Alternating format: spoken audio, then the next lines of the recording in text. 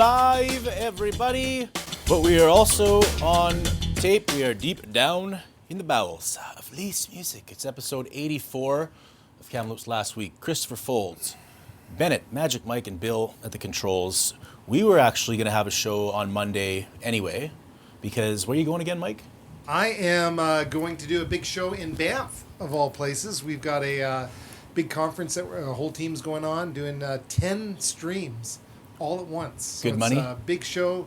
Yeah, decent money. It's a good job, and it's going to be a fun time. Hopefully this time I don't get a communicable disease in Banff like I got last time. I got COVID last time. That's right, Okay. you did too.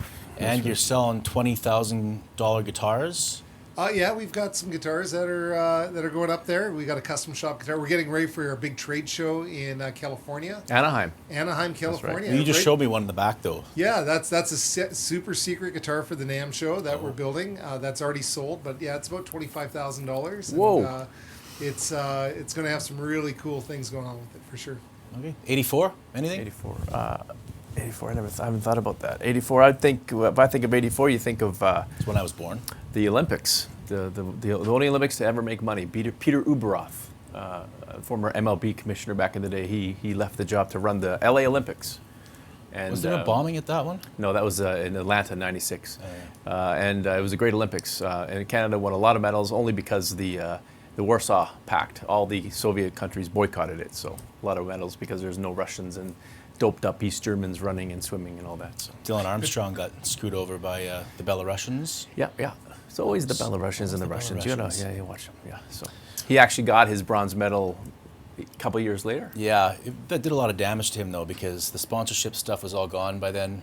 Yeah, I mean, it's a delayed. He didn't get his moment in the it stadium sucks, with and coming home to the celebration. It was all delayed, and it cost him a lot of money, I think. That's in sad. Yeah, I agree sponsorship. with that.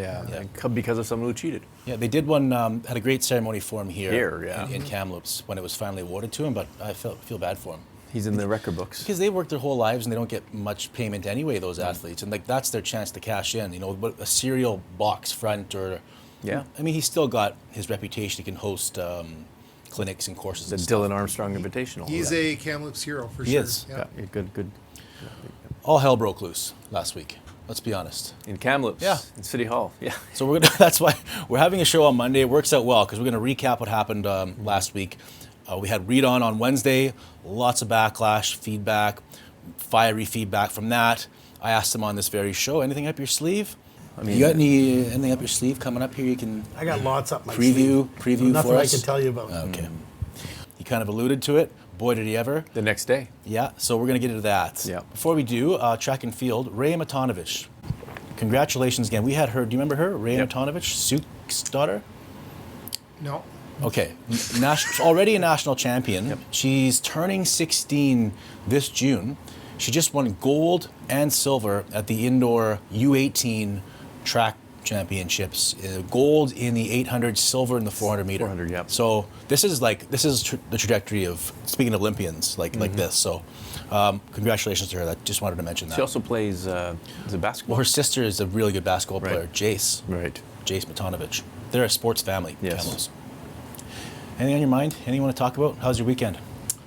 My weekend was really great. That little video that Lydia Frederick did from Shaw Cable, they did this like little community feature on me and Dad and the aha moment. It's really gone viral. As of earlier today, it was 147,000 views throughout the world. We had orders coming in from Kuwait, from Australia, from UK, all over the United States.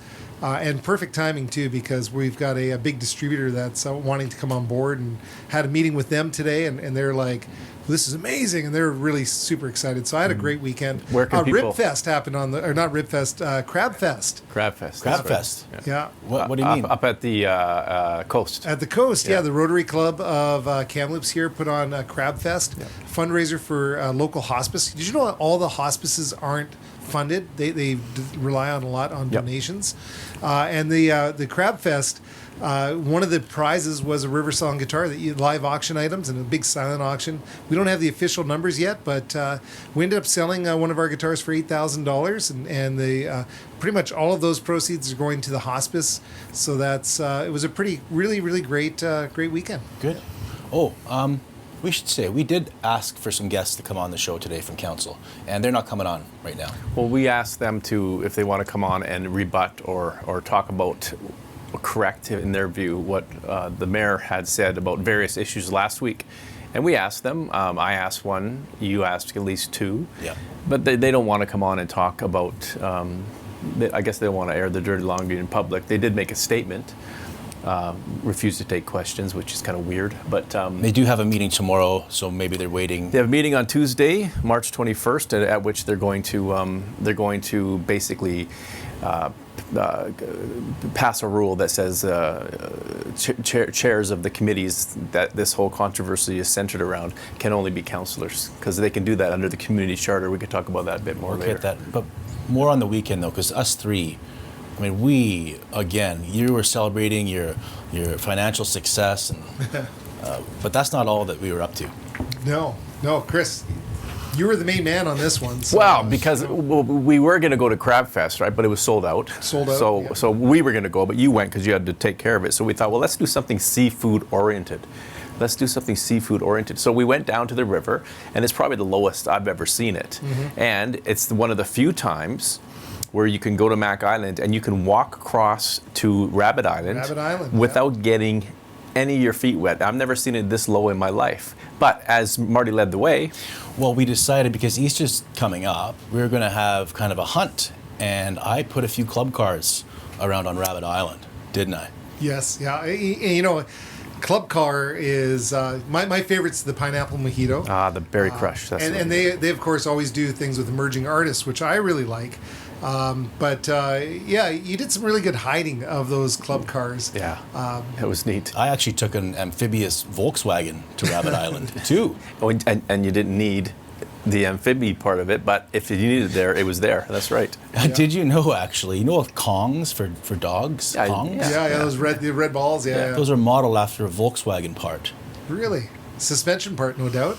Must have been a suspension. My dog has two in the freezer right now. In the freezer? Well, you freeze them, so when you go to work, you put them out, and then the dog can work his way trying to get the stuff out. You put peanut butter, cheese, kibble, all sorts of stuff. My dog lived with one in his mouth, and he'd bark. It was like a muffler, and he'd attack the window and everything. It was so great. But what was really kind of fun was when we were doing the Easter egg hunt. You brought out, I don't know why you brought it, the Sealy mattress. Yeah. And you hid them all underneath the Sealy mattress. And I jumped on the Sealy mattress, but unlike the princess, I did not feel anything poking up from beneath. And nothing broke because the mattress is so cushioned. If you had a regular mattress, you could have crushed the cans. That's I'm great. like Tom Sawyer. Annually, I will go and I will ride a Sealy down the Thompson, because they're just so well built. I can get right down the Thompson, and then I stop at McDonald's, I get chicken Big Mac, and I have a coffee at McDonald's, and back onto the river in my Sealy mattress. Oh, hold on for a second. Our lawyer says don't do that. Okay. Wow, what a trip that was. Let's move on now to Above the Folds. Brought to you by Gord's Appliance and Mattress Center.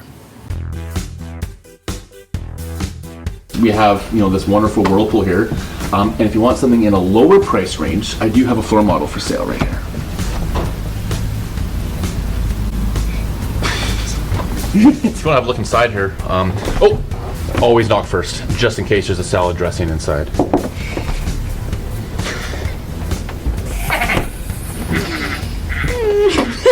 But looking at it just cracks me up. Funny story, I had a gentleman in here yesterday and he brought his blanket in. He was here 3 times. And I finally realized he was an undercover cop.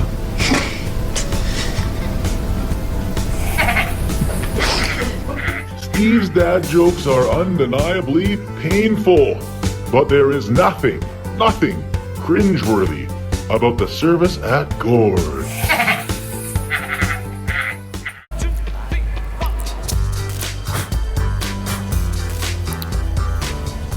Foldsey's dusting off his glasses for this. He's ready to dive in here. I just cleaned them and then... Katie Newstater there. That's Mike O'Reilly. Katie's the one that spoke up on behalf of council the other day, and why was she speaking up?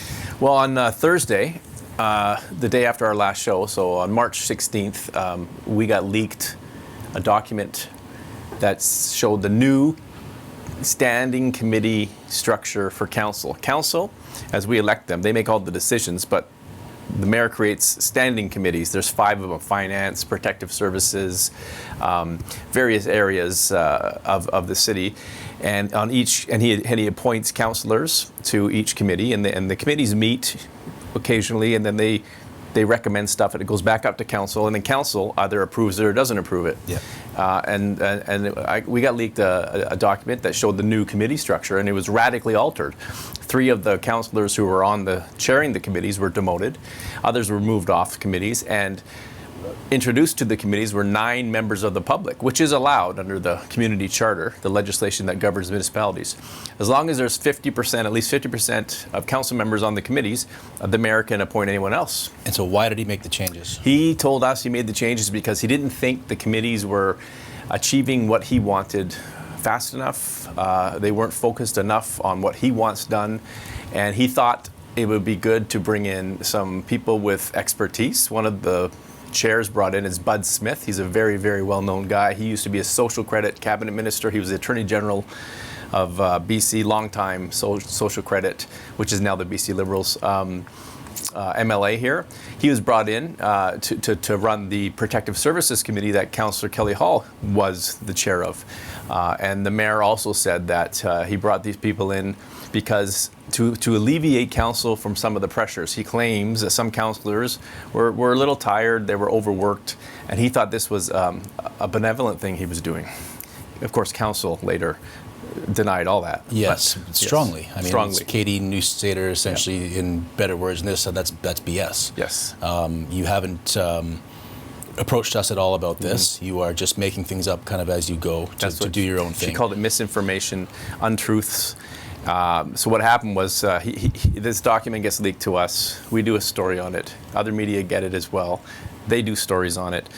Reid's talking to all the media. He's explaining why he did what he did, and he's justifying it by I did it because of this. And he claims that wasn't a final decision. That was a proposed list, new committee list that he emailed to each councillor to get them to get their feedback. Council saw it as no, this was a fait accompli. They're pissed off. They're really upset. So that was on the Thursday, the 16th. On the 17th, the council called a press conference at noon at City Hall. They wouldn't talk to the media before that. They talked to us at the True Chamber event, which had Chief Roseanne Casimir and Mayor Reid Hamer-Jackson in an event. They talked to Michael Potestio there, but didn't say much. They just talked a little bit, but they were going to say more on Friday. So on Friday, the 17th, they held a press conference at City Hall, and at which Katie Newstater read a prepared statement, which said that they were blindsided by the new committee structure. They felt it was disrespectful, and a lot of what he said, they claim, was not true. Yeah, and also it went further as far as, this is what Katie Newstater said, the mayor has belittled, disrespected, repeatedly violated personal and professional boundaries of councillors. Yes, and those are heavy allegations. Yeah. And you would think that if you make those heavy allegations, you would stand there and entertain questions from the media as to saying, well, what do you mean? Give me specifics. How can you say that? Do you have proof? And council refused to talk to the media. They just said, we're not talking. They may have their reasons. They may have their legal reasons. I've heard that there's legal reasons. I've heard that there are WorkSafe BC complaints filed on the mayor. I've heard other things that are happening in City Hall. Regardless of whether all that's happening, if you're afraid, or if the concern is by speaking about this to the media, answering questions could be legally tenuous, then what the hell are you making the allegations in the first place?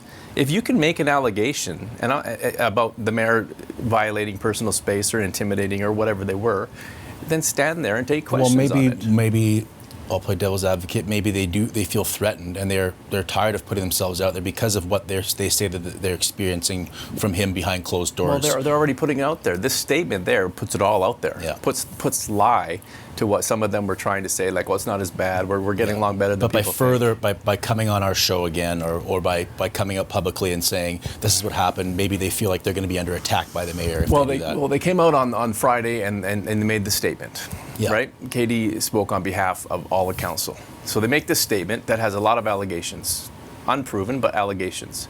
The least they could do is entertain questions from the media, because what that can do is just create more innuendo, rumors, falsehoods online elsewhere, because people don't know what the hell they're talking about. But if you were to clarify, this is what we mean. We have a complaint against WorkSafe BC, or whatever it may be. We have a complaint with the city. Yeah. Whatever it may be, that helps quell false rumors that are swirling all over social media. So and it's a sticky situation even for us to be in, because I know you've had this and I've had it too. Well, why don't you guys fact check the mayor? We can't stop the interview every 2 minutes to fact check the mayor. Nope. He's got a right to come on and say his piece. We'll ask him pointed questions. We get ripped from the other side saying, let him speak. You guys talk over him all the time. Yeah. It's his right to come on here and speak. We have him on once a month. We ask him tough questions. Sometimes he runs his mouth and he says things that are admittedly, like, people are irate at him. They think it's damaging to the city. What he has said are things that other people at City Hall say, well, what he said wasn't completely true, or he doesn't know what he's talking about. Fair enough, but when we're talking to him, the mayor's the kind of guy who will just go off on these tangents. So when he brings up, for example, last week, he went into some detail about why he thinks outreach workers are better than security people, and something about CSO workers.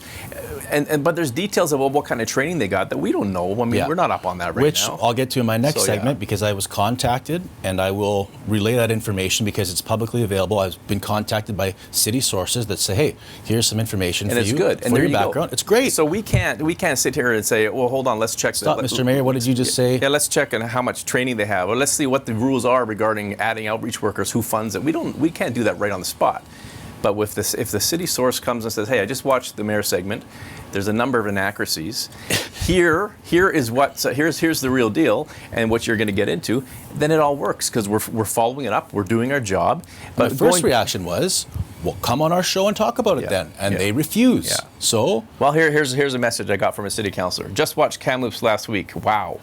Reader's Digest was interesting. You might want to fact check responses. That's from a city councilor. Okay, well, that's okay. I mean, that's what we're doing. I explained it's literally impossible to fact check during a live interview. We have corrected him numerous times, including on that show once. And we never did it challenged him again. at the end of the show on the point in time things about the safety issues on that. Yeah, sure. We talk to him all the time, but people forget that. And I said, the invitation for any of the 8 councillors to come on the show to rebut his claims remains open, with not one willing to do so yet. So, if you're not going to come on the show, stop texting me with complaints, because, But like and you could come on here and be perfectly cordial, and you can be perfectly professional, and you don't have to breach any legal or in-camera information. But if you're going to text us or talk to us and say, well, it was wrong, well, tell us what's wrong and come on. And I'm sure some of them will say, coming on your show is not going to solve anything. It's just going to stir the pot more, especially with this mayor, because you can't pin him down sometimes. He just goes off on different tangents. It's hard. So I get that side of it. Sure. But we're not here to just rile up things. That's not what we have the mayor on. The idea of the mayor, as we said, was bring him on once a month and say, what is happening? You're the guy who's running the city politically. You're the top elected official. What's new? What's happening? He goes off on tangents. You can't really control that I can sometimes. understand the exasperation from the other side too. Sure. We get it. Okay, back to this committee stuff here. The power that they actually have. The committee has no power. No power. Let's say these new ones form. Yeah. Then they have to go up back to council to get anything voted Council through. has to vote through. So here's where the strategy, and I believe this, and I know that the mayor will say no, and his supporters will say no. I believe that he did this change to get back at council for just being against him. They've basically killed all his notice of motions, all his ideas they don't want. I believe he brought in people he knows, friends of his, loyalists, to run the committees and get his agenda through. But it doesn't make any sense, this strategy, because by doing so, you're pissing off council, and you're pissing off the very body that has the only power to approve that stuff. So is this just a boneheaded move that wasn't thought through, or is there something else to it? Well, I wouldn't say. I just say, yeah, boneheaded. I would just say it's a move that maybe wasn't thought through. Yeah, it's a move that wasn't, because You just wouldn't use the word boneheaded. you could have Barack Obama, and you could have the UN Secretary General. You could have Jesus Christ on these committees. He might be able to work some magic. No, but you could, and it doesn't matter, because once it gets to council, the only ones with power are those 8-9 people, including the mayor. And if you've pissed off the council, you've pissed off the very people who can approve anything. So you have a lame duck committee structure. You can appoint anyone you want. You're not going to get anything done. It's a waste of time. So I don't understand why this was done to begin with. It didn't make any sense if you think strategy. Nothing whatsoever. Maybe we're missing something. No, we're not missing anything. It was poorly thought out. But here's what's going to happen. We're taping this on the 20th, first day of spring, 2:24 p.m. today. Tomorrow is the 21st. So when we're taping this, Are we recording? and council is going to have a special meeting at 11 o'clock in the morning. It's going to be on the front page of our paper, probably on Wednesday, by the time this comes out, if Michael gets his act together. But what council is probably almost certainly going to do is, under the community charter, the mayor alone must create committees, and the mayor alone has the power to appoint people to committees. That's the only power he has, basically, from other councillors. There's no real power for the mayor.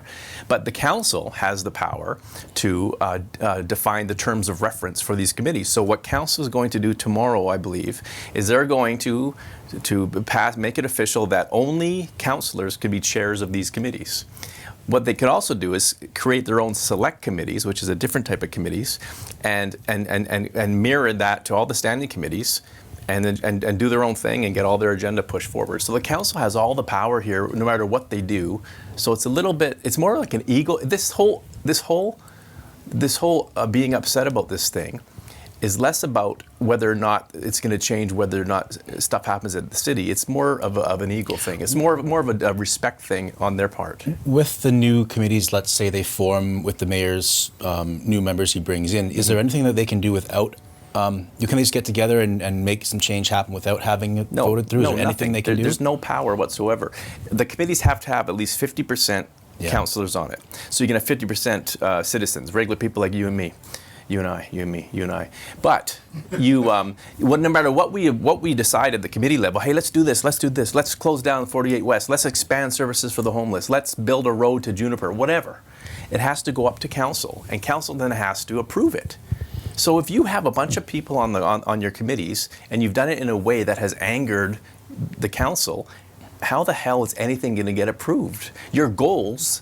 The reason you put these people on the committee is to further your goal, and all you're doing is getting further away from your goal. Yeah. It makes no sense whatsoever. I saw Mayor Mel, armchair Mayor Mel, what does he call himself? Mayor Mel Rothenberger wrote a column saying this ends all hope of getting along, mayor and council getting along. You wrote a column as well that said mayor versus everyone on council. Mm-hmm. So what's the message there? That's basically it.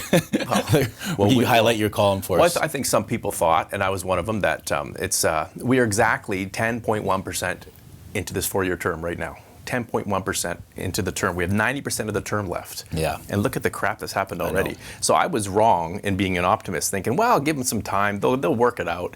It's hopeless. It really is hopeless right now, because no matter what you say, like I've said in my column, and I got this line from a guy in the know in the city, Reid has a boxer's mentality. Yeah. He is a guy he lived on the street. He's probably had a tough life. He's worked hard to get where he is, but he has a boxer's mentality, which means that he's loath to back down. He'll take a punch. He'll take 3 punches to get one in. He doesn't necessarily see other points of view as easy as other people. He's a bulldog. Yeah. And I don't think that's going to mesh well going forward. Someone asked me the other day, do you think we'll have a by-election? Do you think he'll step down? Well, he told me he's not going anywhere. He's in it for the long haul. He doesn't matter how much. I couldn't see him stepping out. No. Strictly because it would be some people thought failure. Some people thought, if this goes on for another 9 months and what he was elected to do isn't get done, he might just get frustrated and say, screw it, I'm out of here. But he's told me no, he's in for the long haul. So, yeah, what people are saying, and Mel and I are on the same page, as is probably everyone. We think this is hopeless now, that they're going to be at each other's for the whole term. Doesn't mean nothing won't get done. They've already got a lot done. All they have to do is, if they band together, the 8, they're running council. They'll have to tolerate the mayor. He has no more power than they do over anything. He's just one of 9 votes. It's not a fun work environment. Probably not. I mean, the other aspect to this that has nothing to do with legislating and governing is the image of the city, and that's important. Yeah. And people say that this is a stain on the city. Global News, CT News out of Vancouver, they read all of our stories, all the media stories here. They've done stories on this now. Everyone's saying, well, what is this, Rob Ford 2.0, Doug McCollum 2.0? Because Surrey and Toronto had horrible image problems with their municipal councils. So it's not helping us. And someone said, when you have council going up there and reading this statement saying the mayor's doing this and this, and then you have the mayor saying, oh, baloney, they're doing this, they say, who would want to invest in a city like this? How does that help attract businesses or residents here? I don't know if it's that bad, but maybe it gets worse. But that's a thought to consider. Yeah. You know? I don't want to go 100% no hope. I don't think it's 100% no hope, but I just think I in my column, I said I was wrong in that I thought that this was just a blip and they're gonna get past this. The fact that he's done this and the fact behind the scenes conversations with people that we can't report because it's off the record would tell me that it's hopeless. Yeah. Okay. It's hopeless. Let's move on to the title of Hastings. It's brought to you by Club Car Beverages.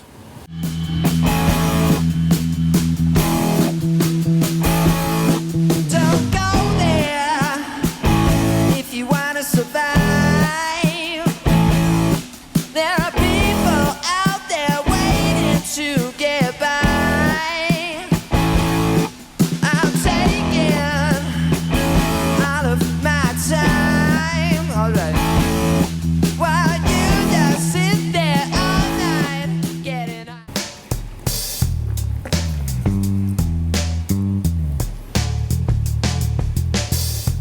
Yeah, like I said earlier, I was contacted by a few city sources, and they're pointing me in the direction of facts that are publicly available.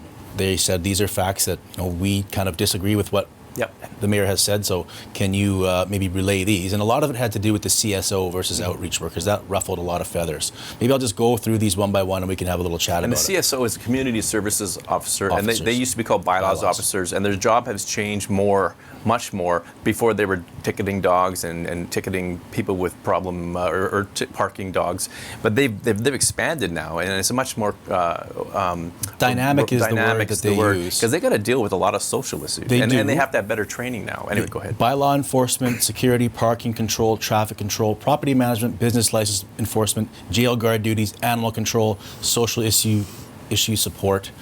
You got to have a degree or diploma. That was interesting in social work or criminal justice. Previous history with bylaws and enforcement. And they're given auxiliary RCMP equivalent training. So and dynamic was they've heavily invested in this. They believe in this. Yeah, they think this is the future. Right, and they feel like the mayor's kind of sloughed it off in the way that he's spoken about it, and worse than that. And the outreach workers thing, because this stems back to the mayor's he had a notice of motion. He wanted council to call on the province to add 15 outreach workers on the street, but he had nothing behind the motion, which led to some councillors to criticize him for not doing enough work on his motions to get some research done. Yes, and the city points out to me that the city works with social agencies. They and the agencies provide the outreach workers. There are currently 25. They've been asked, do we need more outreach workers? They say no. They say we want upstream services, day space, shelter space. We have about 200 people living rough in our community. We need somewhere for them to go. So you have 200 people living rough, homeless, quasi-homeless. You have 25 outreach workers trying to help them, and those in there say that's enough. What we need is the focus needs to be there. It has to be on how do we get these people to the next step in their lives, right? Yeah. And the Narcan training was another big one. The mayor was critical, saying they can't even offer Narcan training. It was pointed out to me that it's in the works. The Narcan training next month planned. That's good. Security at West Victoria. I mean, that's another one that the mayor. That's a big one. That's a big one. Yep. What I was told was that the security at the shelter locations on West Victoria, that's negotiated with BC Housing. The city expands that service to include the whole street. It's not the result of a phone call made by the mayor. No. That's what it's been pointed out to me. They're saying you can't do that, and this was a long, drawn-out thing, right? The BC Housing pays for the security around the shelters, like Emerald Centre, but the city after listening to the concerns of all the businesses there that we've heard over and over, we were written about, they said, okay, so the taxpayers, you and me and Mike and everyone else, are paying for that security on that street. Yeah. And it's not something like he said. And that's a contract that they want to hopefully maybe drop in the future if they can invest more in those CSO. Right. They can drop that $300,000 Yeah, the CSO contract. would be a much more robust response from as an employee doing it, not a contracted out, right? Yeah, there's 27 CSO. We got to accompany music here. 27 CSO and crew leaders, excluding managers. They've asked in budget to increase staffing because the calls they're getting are like exponentially. 7,000 to 17,000. It's crazy the amount of calls they're getting, so they need more staff. The CSO, they work with the outreach workers from CMHA and Ask Wellness. Some teams working for 16 hours per day with the street entrenched. So the CSO, they do a lot of things. They do a lot of things, more than the former bylaws officers did, and it's a tough job. And you'll see some things online where people say, well, they've lost a few CSOs, and you know, it's a tough job, and there's disagreements in there. But it's a much more complicated job than the old-fashioned dog catcher parking ticket person. Yeah, the point in time count. That's another one that the mayor had his issues with, and I can understand why he does. Just going at a certain time of the day, in the middle of the day, and why aren't you going at night? I mean, he makes some points there, but then there's counterpoints to that about the safety thing, which you address, and also they feel it's just completely inappropriate. Talked to the mayor. The mayor said, "Come with me on these street walks." I'll go on a street walk with him. I'm not going to go into a shelter uninvited. What I don't understand, and I asked him that during our show last week, I believe, and I still can't wrap my head around it, is he keeps saying, "I go out at 3 a.m. What's the difference? If you're talking to a person, a homeless person at 3 a.m. to get their story, as opposed to when we talked to 36 homeless people last year for the feature that we did on 11 of them, and we talked to them in the late afternoon, early evening. But Mike and I both agreed to go on that. And I agreed to go on that because why not as far as just going around to have a look for educational purposes? Sure. That's what I was, if he's asking me to go with him, he's saying, oh, you guys don't, I'll go and do that. So what did you make of that? Yeah, I want to understand what's going on in our community because it's impacting me. I know it's impacting my neighborhood. I live in Valley View, where he wants to go for the walk is a block away from my house. Yeah. We see the guys crossing the street all the time with all this kind of stuff, and I just want to understand what's going on a little more. Yeah, that's have a little more empathy or compassion, but also how can we fix what's going on? And we've done videos, we've done stories, we've done photos, we've talked to them. Never did we have to go at 2 a.m. We talked to them throughout the day. So that's the only one thing I can't get over. The mayor continuously says you come out at 3. I'm up at 3 a.m. Why? I don't think I'm going to learn that much. I've done, like, as a youth, the youth group, church youth group, we'd go out and we went to East Hastings, and just to go and take it in for educational purposes and see how people are living. It doesn't hurt to go. It's impactful. I don't know what you're right. What more are we going to learn that we don't already know about people on the street based on the people we've spoken to, the stories we've done? I don't know. Yeah, and I'm not going to go barging into a shelter unannounced. No, that's their home. You don't do that. I have no desire. Do you think it might be, at 3 or 4 o'clock in the morning, everything's kind of settled down and a little calmer? And it may be, but I wouldn't want someone coming into my place at 4 a.m. unless I invite them. But noon might be a different thing. It's still their place. That's the only place they got to live. Some people. True, yeah. So if you're walking along the riverbank and you come across a shelter, it's different. I would argue at noon than it is at 2 a.m. I would respect a space. The last thing from the city on the pit count, it's meant to be a snapshot of the level of need in the city, performed by trained volunteers. It's a shelter and street interview process. They do it in the day and the evening to assure safety, and it's assumed the numbers provided are probably low. They would never conduct the survey at night because it's disrespectful to those being surveyed. That's what they say. Yeah. And the mayor, I'm sure, would say, well, you're not getting an accurate depiction of how many people are actually out there. I guess the counterpoint would be we kind of assume that it's lower. They've always said when they first started doing this count about a little more than a decade ago, I think there was 98 people counted on the street, and then it went up from there. And the last one was about 198. And every time they say we're assuming this is, I think they had a percentage at one point. We're assuming there's like 30 or 40% more, based on whatever facts they had. They're counting couch surfers. They're counting people who don't want to, like the people who just want to be left alone. Further out in the town, they come in and go back out into the woods. So they've never said at any time that this is a definitive. It just helps get a general idea of how much services we need.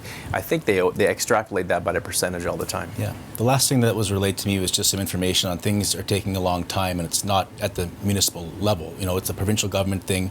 The province has promised 20 complex care beds. 4 have been delivered in the 2 years since that program was announced. Yeah, this is the biggest thing. The expansion of Car 40 Yeah. and the promise of complex care beds, that's great, but it's taking a long time. They need detox beds, they need a sobering center, a mental health court, and a drug court with community sentencing where people can be directed to health care. Councils, current and past, have asked for those things. That is the biggest part of this entire information given to us from our source at City Hall. That is the most important one because it's the most important part that will do the most to alleviate the situation. But it's the part that council has zero power over. Zero, aside from lobbying, aside from saying, hey, can we get a mental health court? We need detox, we need treatment, mental health court and a drug court, or a version of it that they have in Kelowna and downtown East Side. They have those there. They have them in Oregon. Some people say the ones in Oregon aren't working so great, but whatever. They have those in Kelowna, and they've been asking for this since, I think, probably 2 terms now, 2 council terms. I don't know why. And there's a couple of professors, a lawyer and a professor up at True, who have been asking for this to divert people instead of putting them back in the jail where they just become more of a criminal. You take them and you say, okay, your addiction is connected to your criminality, and we're going to address it that way. Which we've talked about ad nauseum, the system and people getting spat back out onto the street. I don't know why it takes so long to get something like that court going, but again, the council's hands are tied. All they can do is ask. Yeah. Right? So that's all they can do. Mike, any thoughts here? Bennett, what are you doing on your phone there? Oh, no. We lost Bennett. I knew You it. called him out. Yeah. I don't have anything really exciting other than I'm going to Banff and going to have a great trip there and be back for Wednesday next week. And I'm excited to see what comes in the news this week. Banff is great. It's gonna be Great interesting. place, yes. What did you do on the weekend? On the weekend, I took my dog to the beach by the airport on 2 days, on Sunday, and with Jackie Bell. Oh, yeah. And we let the dog run loose. It was great, and I cleaned the house. That's about it. Good. Good talk. Yep. All right. Thanks to all our sponsors. Volkswagen, man, they just, the safety involved in these cars too, Mike. It's impressive, isn't it? I got to tell you, yeah, it is really impressive. We bow to no sponsors. Gord's Appliance and Mattress Center. It's the only appliance and mattress center on the North Shore. They give you cookies. They service what they sell too. You know, and that's a really big, important thing. We always had our business based on we service what we sell. Yeah. If you have a problem and it's a 10-cent resistor, they know how to fix it. They don't Yes. have to send a board away or get a board in. Mm-hmm. They're doing all that kind of stuff right there. That's a powerful thing. It is. The cookies, that's the second That's a most powerful thing, you too. can do in retail. Steve Rogers, I can speak from experience. He came and he fixed my dishwasher. He came right from Gord's. He came right up to my beautiful apartment, and it was fixed within an hour. So they do a great job. Club Car, the music side of everything. You love that too. You love the music side of that. I had a great meeting with Club Car talking about some of their new things that they're doing. They got some amazing ideas. They're all about making things happen for artists. And What's can you share anything? Did they talk about the distillery at all? they're going to be their distillery. They're still trying to get that through, and it's opening up near the pulp mill Yeah, in that it's industrial Mission Flats, area. Mission Flats high area. tech. It's a great place. But they are also opening up a pub, basically, that there's going to be live music at. Not in Kamloops, but it's. I think that if somebody wanted to do something with them, they're really open to community partnerships. The As Effie. long as they still have money left over to sponsor our show. They love our show. By We the should way. connect They them do. with Aaron and the gang at the Effie. Yeah. They could do something. The best, one of the best places in town. I pitched a idea of like a House of Blues style pub restaurant with live music. How fantastic would that? That would be Oh, I great like that. with the newspaper office right behind it. Yeah, there we go. And the Paramount, apparently, the Paramount is now, they got shows going on there. They have music. They have a play starting there on the 29th. You know, put the in a Paramount stage, downtown has those 2 theaters, the one with the stage. I'm going to go see a play there, and it's going to be great. I went on Friday and did the Big Mac chicken Big Mac taste test. It was amazing. What was the test? Was it like against a Whopper, and you got to guess what's No, what? it was just a What's a taste Whopper? test. A who? I actually had a Whopper too on Friday, on Sunday. Deutsch, Jeremy Deutsch. Jeremy Deutsch Yeah. loved Whoppers. Jeremy Deutsch is a former reporter who just had a baby. Yeah. Yeah, and he used to work here, and he was so enamored by Burger King when they closed down. Remember they closed down in Aberdeen, Yeah. and he would drive weekly to Vernon to get his Whopper fix and then come back. Yeah. Wow. But this McChicken Big Mac. Yeah. It was really good. And I also found out that Sonny, he's a manager. Yeah, he just won a big award. He won the Western Canada Manager of the Year award That's for right. McDonald's. So congratulations to Sonny. So they're running a good ship. Is that the Valley View one? I don't know which one it was. Okay, don't put me on the spot like But that. Sonny did well, yeah. Sonny was good. Yeah, and so when you say a taste test, though, a taste test to me is like the Pepsi challenge. What was the taste test? No, Big I Mac versus just the came and chicken I Big just Mac. Oh, you ate the it? chicken Big Mac for the first time. And what'd you think? It was really good. It had the big chicken patties. It's kind of like a dream version of a chicken nugget. Just it's got And the it had Big Mac sauce. Big Mac sauce and all that. Does it have lettuce, onion, tomato, all that stuff? I know it didn't. No tomato, I guess. My honest opinion is nothing can ever beat the beef. I'm a beef guy, but the chicken Big Mac was legitimately. I enjoyed it, but I can't. I'm not going to say it's better than the beef Big Mac because I'm just a beef guy. Are you self-proclaimed beefcake? I'm a beefcake. Okay, for Chris, for Bennett, for Magic Mike, for Bill, I'm Marty. We'll see you last week.